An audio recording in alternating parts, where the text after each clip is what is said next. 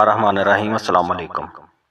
ایک موقع پر سرور کائنات نبی اکرم صلی اللہ علیہ وآلہ وسلم نے بنی اسرائیل کے ایک عابد و مجاہد کا واقعہ بیان فرمایا جس نے 1000 ماہ اس طرح گزارے کہ دن کو جہاد میں گزارتا اور رات کو اللہ کی عبادت و مناجات میں بسر کرتا۔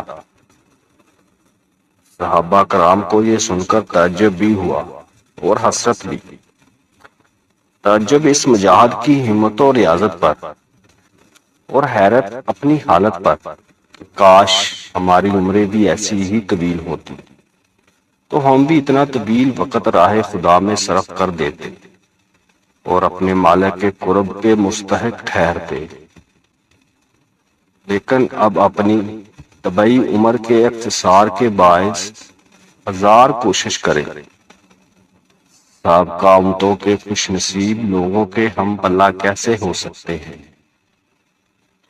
جنہوں نے 1000 مہینے تک بلا انقطاع عبادت و جہاد کا حق ادا کیا ہے۔ یہی بات آپ صلی اللہ علیہ وآلہ وسلم کی خدمت میں محض اس حسرت کے ساتھ زبان پر آ گئی کہ کاش ہمیں بھی ایسا طویل موقع مجاہد و مراقبہ اور عبادت و ریاضت کے لیے ملتا تو ہم بھی بارگاہ خداوندی سے کسی بڑے انعام کے مستحق ٹھہرتے۔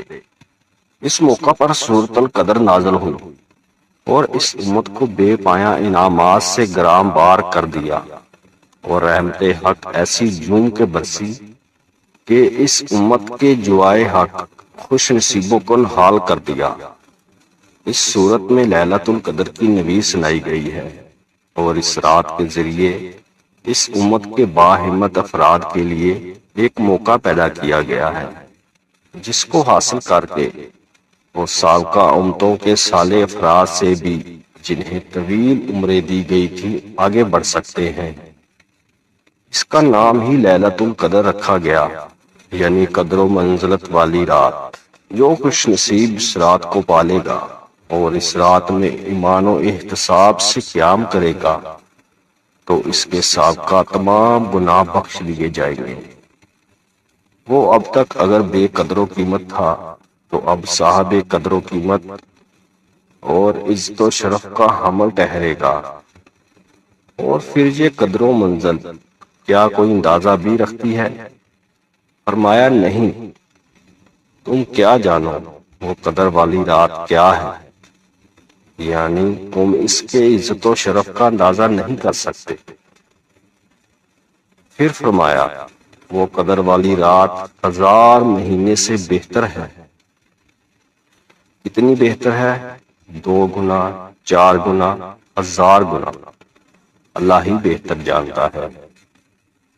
پھر 1000 کا لفظ عربوں میں ایسے موقع پر ایک متعین عدد کے لیے نہیں بولا جاتا بلکہ غیر معمولی کثرت کی طرف اشارہ کرنا مقصود ہوتا ہے، یعنی وہ رات اپنی فضیلت و شرف میں غیر معمولی اور بے حساب حیثیت کی حامل ہے۔ اس رات میں کیا ہوا؟ عمل اجر و ثواب کے اعتبار سے ہمارے اعداد و شمار کے پیمانے میں تو آتے ہی نہیں۔ سبحان اللہ۔